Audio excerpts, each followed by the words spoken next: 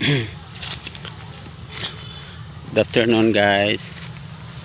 Andito ako ngayon sa isang area kung saan sabi nila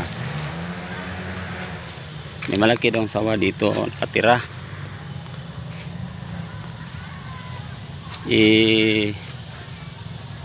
Parang wala naman. Pero iwan ko lang, tingnan ko lang mamaya. Baka makita natin yan. Sabi nila napakalaki daw.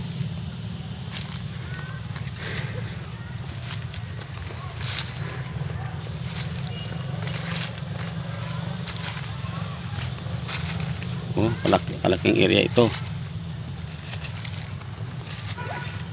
Yan.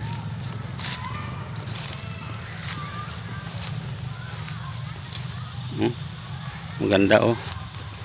Bukid. Laki yung mga kahoy. Umiro no? Anong gawin ko sana no? Mahuli ko kaya yon? Pag yung pinakamalaki ng ahas.